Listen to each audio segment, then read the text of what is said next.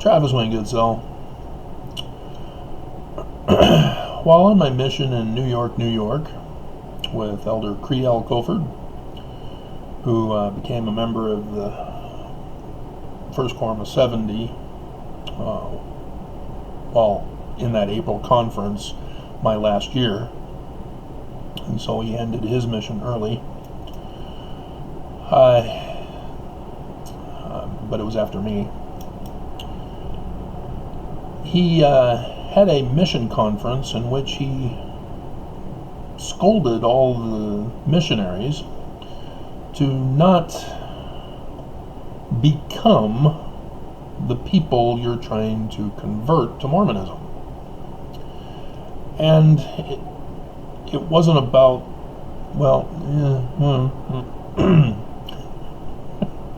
he listed a number of problems along with some of the cultural traditions that were being adopted by the missionaries, such as greasing the hair with hair gel. Obviously, I never had a problem with that.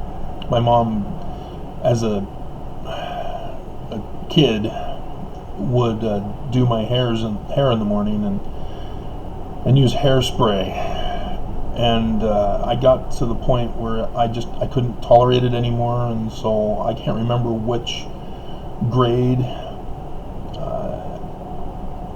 It was in Placentia, I know that, obviously, but I didn't want to do it ever again, and Mom then bought me a Snoopy hairbrush.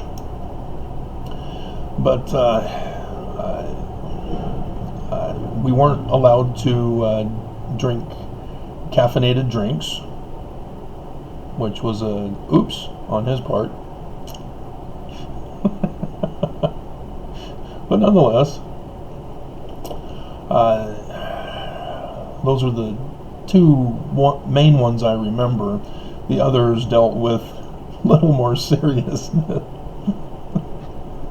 incidences that needed to be stopped. One of them having to do with the Pleasure Dome that I started my mission in. But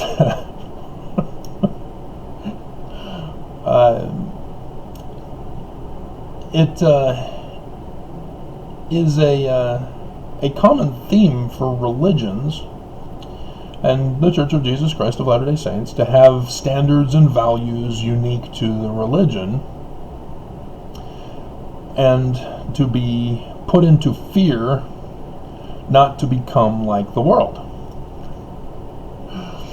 Hellfire and brimstone, sinner, denied God's love if you violate standards and values, and be excommunicated and kicked out of BYUs, etc., for the Pharisaical standards and values that Christian religions don't seem to catch on to. But nonetheless, the book of Daniel, likewise, was specifically written to help remind the Jews not to be assimilated into all of the culture of Babylon.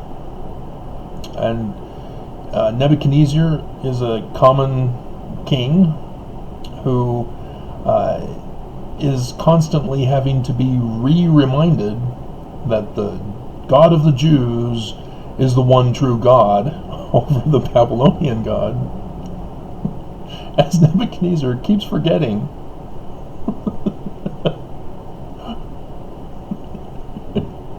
Oh man, I'm bleeding.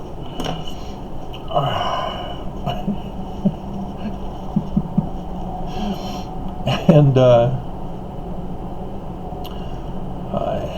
my favorite story of Scripture is from the book of Daniel, of the Apocrypha. And because it was not in our scriptures, but my parents combined had a complete LDS church library, My dad had the Catholic Bible, which contained the Apocrypha. And so I went looking through it based on the Bible dictionary's names of books from the Apocrypha that we didn't have, and came across Bel and the Dragon. Because, dragon, that ought to be cool.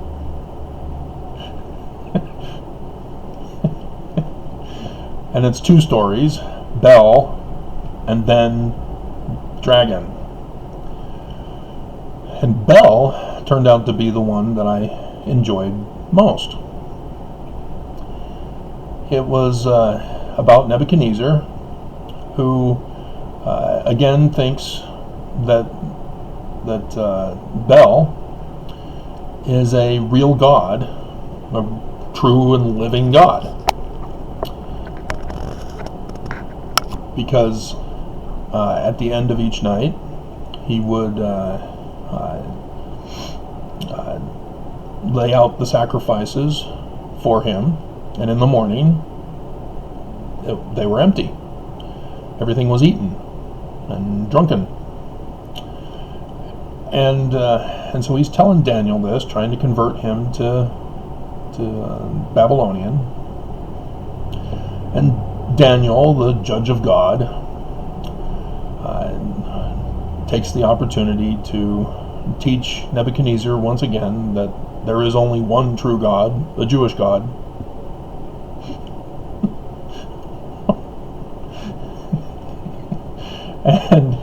And so he says, all right, well, let's do a little experiment. You'll set out the offerings again, and I'll put this powder all over the floor, this dirt or substance all over the floor. And so seal it up, make sure nobody can get in, put your kingly seal on it, and in the morning they come back, and sure enough, the food's gone again. But yeah, you've already guessed, there's footprints in the sand.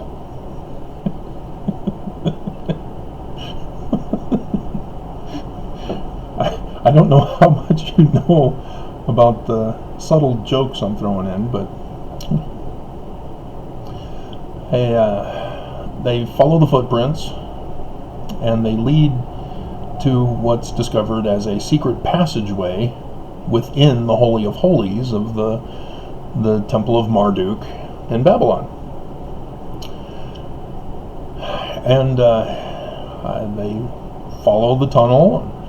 It ends up at the tent camps of the priests and their families.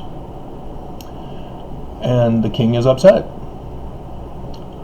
And if you are unfamiliar, the priests normally would eat the food as part of their service in the temple. But because they fooled the king into believing that Bel was a real god and was actually eating the food, that sort of caused him to get angry and murder the priests and their families, because they were deceiving him under the guise of religion, claiming that there was a living God when there was no such being.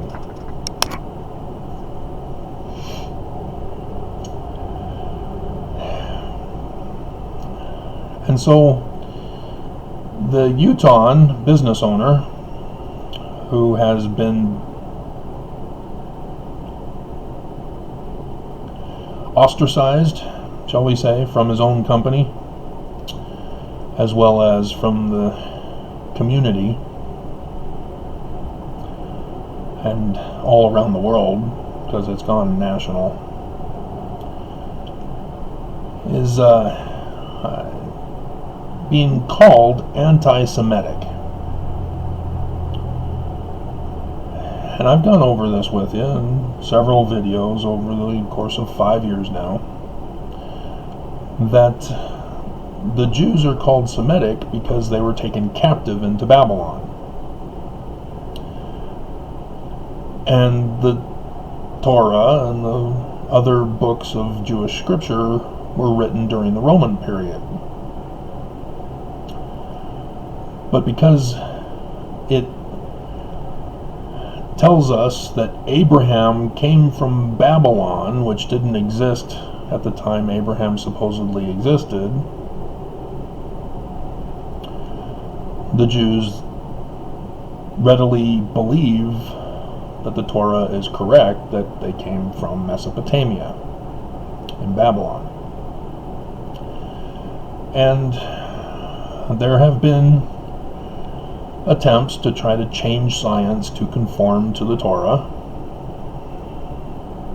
Science is wrong. They have to do it right so that they confirm that Abraham came from Babylon.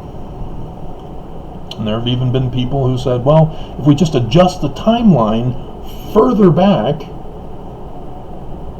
so that the Roman period now becomes back into the whatever bronze, stone, iron age, copper age. Everything fits just fine. Well, no, it still doesn't. There are other problems. But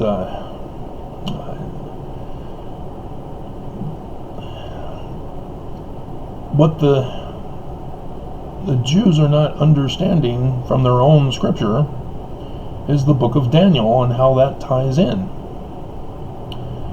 Because it wasn't just about, oh, we're not going to worship your God. It was all things. There were foods that were forbidden with the Babylonians. There were cultural traditions and the holy days that Daniel was saying we can't participate in any of that. And if you actually look at the Jews and the Torah, it's fully assimilated into Babylon. You have to pull out the Egyptian source from which the Jews and the house of Israel came from.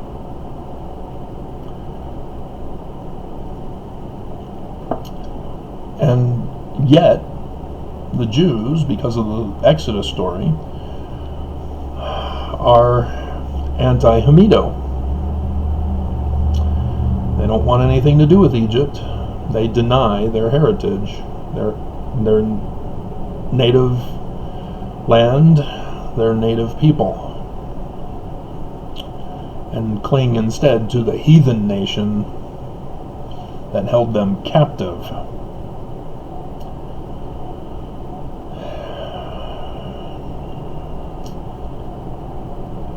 And they don't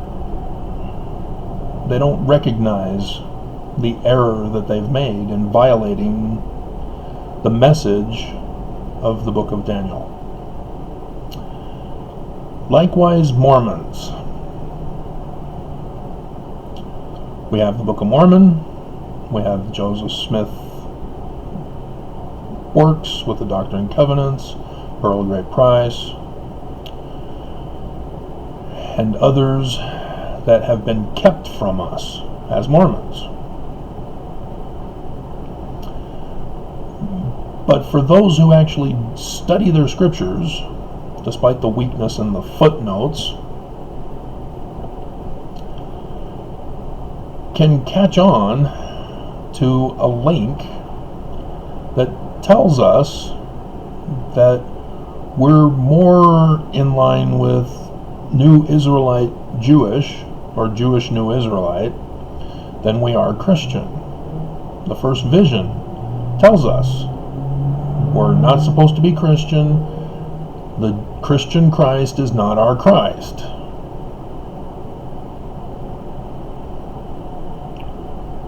The living Christ of Christianity is not our Christ.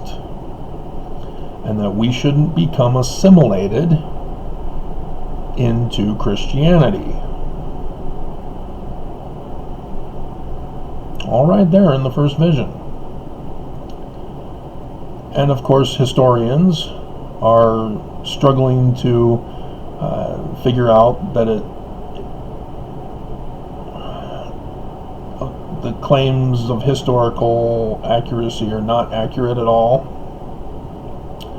there are too many problems, and Mormons try to make excuses to justify that it is historical and literally true, and miss the moral of the story of the first vision. Both sides do, as a result, because they're focusing on the wrong thing. The first vision is about the religion of Mormonism. And so, yes, the Book of Mormon tells us there will be a Joseph, son of Joseph, who has my name, Joseph, in the future, and he will be like Moses. He will be that prophet, he will be that seer, he will be that shepherd from Zechariah, which I've linked you to in other videos, which the footnotes don't. And Joseph Smith, in the next story, talking to Nephi, because the church tells us Joseph was wrong, that he didn't know the actual name of the messenger, even though it was repeated over and over throughout his life.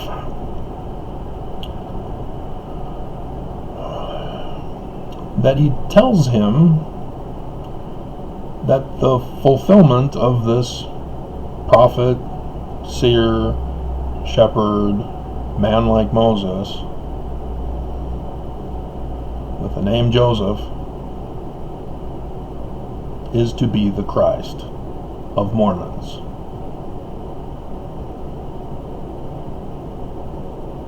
So first you have the first vision and an explanation of what Mormonism is, and then you have Nephi talking about the Book of Mormon, which is the keystone of our doctrine, and Joseph Smith is going to be the founding Christ of Mormonism. And so we are not to assimilate into the doctrinal beliefs of Christianity, nor the God of the Christians. Do you see what's happened? We have Nelson, who demands that the name be the Church of Jesus Christ of the Christians, and erected the Christian statue of Jesus as the Mormon statue.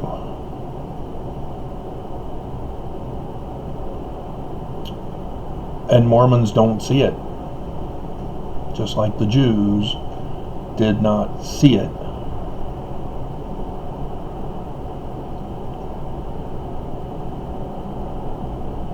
Mormons are not to be Christian. We're not to assimilate. That's not our religion. And it's one thing to incite violence against another religion than it is to say that that religion is not your religion and you're not going to have their standards and values. But it's completely different when you take your religion and you demand everybody become and follow and obey your religion. The church is even pushing for the religious freedom movement, which is part of religious nationalism, specifically Christian nationalism. It's an anti-government agency seeking to overthrow the Constitution and the rights of others, so that Mormons can impose their morality into the laws of the nation for all to follow. Doesn't matter if you're Christian, you now have to follow the Mormon celestial standard. If you're Jewish, Mormon celestial standard. Islamic, Mormon celestial standard. If the church were to get their way and overthrow the government And Christians, likewise, evangelicals, are the big pushers for this. And the church is sort of riding their tail.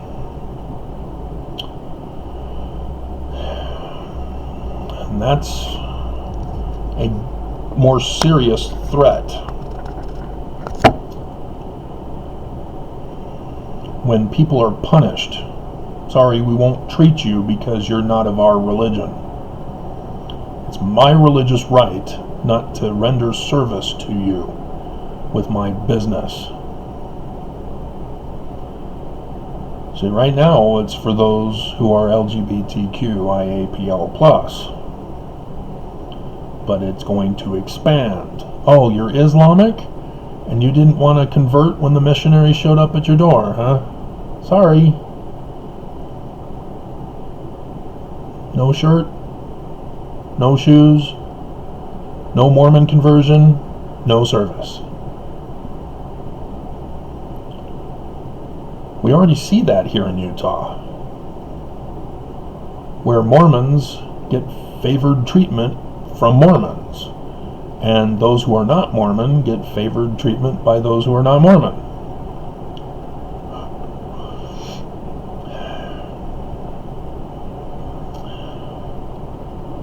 The assimilation is far beyond just the popular culture here in Utah. The assimilation is taking a more sinister, criminal nature to it, as it's patterned after Nazi Germany. So Nazi Germany is not about the signs and the symbols and the names. Nazi Germany was about the precepts of evil, treating of other humans as if they're not human, labeling people as subhuman. And so when Utah passed the law allowing LGBTQ to have their identity put on their driver's license, I immediately raised the red flag. Because of course Utah wants to allow that. But again, the LGBTQ community does not recognize the danger. They have not learned from history. They have not remembered history and what that kind of precept will lead to. And there are other precepts to lock people up just because you accuse them of being mentally ill. And so they get locked up in a concentration camp. And then you have criminal accusations that are false in order to justify blaming the whole culture of Jews. And so now, not only do you have Jews who have been falsely accused of being mentally ill so that they can be incarcerated in concentration camps, now you have them all considered as traitors and domestic terrorists to the nation of Germany. So they all have to be rounded up now. And once you label somebody as subhuman, you then justify inhumane treatment because they're not human. And all of that was deemed a war crime, not just criminal behavior. It was the worst of criminal behavior. And here it is in Utah.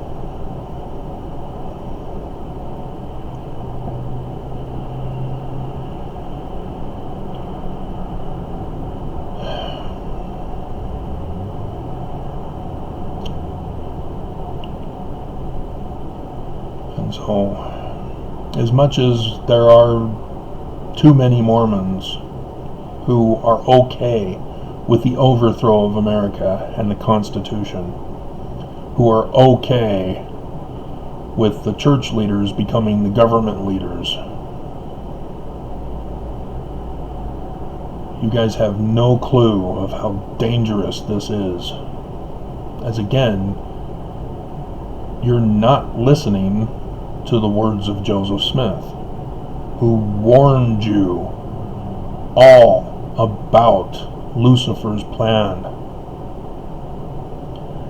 giving you specific details on how it is organized, how it is perceived, how it is run, the symbolisms, the mental behaviors, and the mental thinking processes. He goes into great detail. And the Book of Mormon couples with it, helping us to know and identify such evil so that we will not be deceived. And yet, the Mormons who are still Mormon have all been deceived, have become fully assimilated into Satan's religion.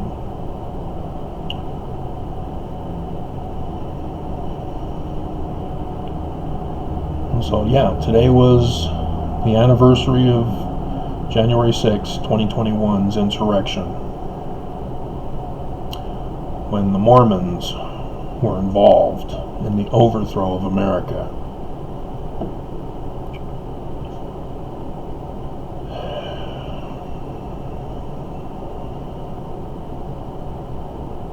Fox 13 News Utah did a video segment of Utahns who were arrested on January 6th and where their case stands now. It's been over a year now. Well, a year. That's not in accordance with the Constitution. You're supposed to have speedy trials. We don't have speedy trials in America. America itself has not been following its own Constitution, making laws to justify not following the Constitution in violation of Article 6. States do their own thing in violation of the constitutional laws. For example, the legal age of an adult is used to be 21, and changed to 18. And yet, there are certain activities and goods that cannot be involved with until a person turns 21.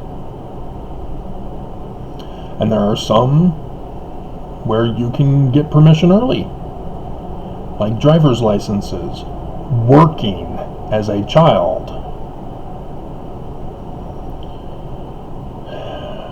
So if the age of an adult needs to be lowered, we have to get it lowered. But we can't violate the law just because we want things done a certain way.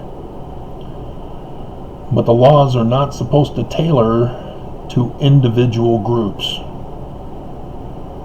Not just religion, all different groups. Companies aren't supposed to have laws tailored to them. You know, when the internet comes out, we're not supposed to have laws tailored to the internet. They have to be generally applied laws.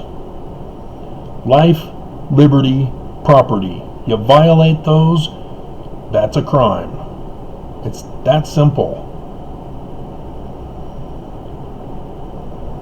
And so if you violate people's internet with hacking, that's violation of property and violation of life, because the internet is a communications basic necessity.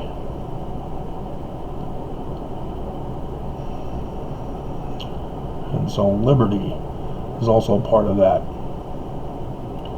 as you are held hostage when your computer is hacked, held for ransom, etc. The Constitution is not as complicated as they try to tell us it is. But to have the church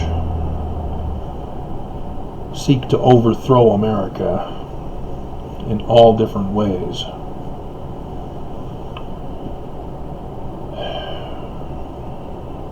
puts Mormons in a difficult position, even ex-Mormons, because we know the church is a threat to America.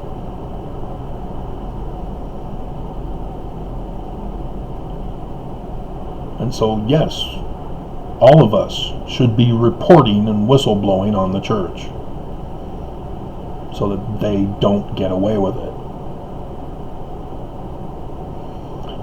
And they're hiding their crimes under the guise of religion. The First Amendment. Purposely misinforming and disinforming the Mormons as to their true intentions. And that incites Mormons to do what they did on January 6th last year. That incites Mormons to go around and commit crimes, hate crimes, against ex-Mormons, against others who are not their religion, against those who point out the truth of church history, the truth of the doctrine and theology of Joseph Smith.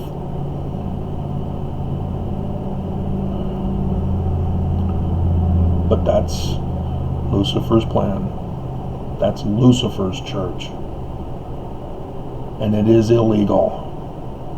You do not have the right, the religious right, to commit crime, to take the rights of others away.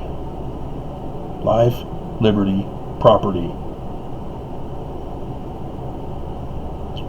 Because then you become like Nazi Germany, with their concentration camps and their militant attitude of cop killings of innocent people just because they're not considered human, because they're not Mormon. That they need to be financially punished, physically punished, and mentally and morally punished.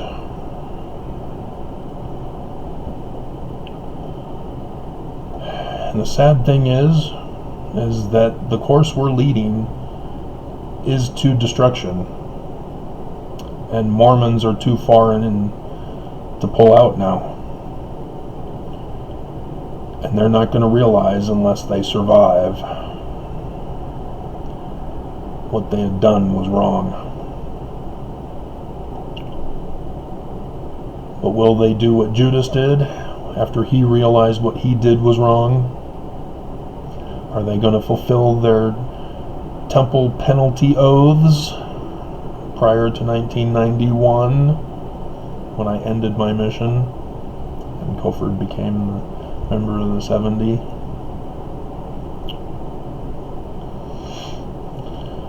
All of us my age and above all know about the penalties.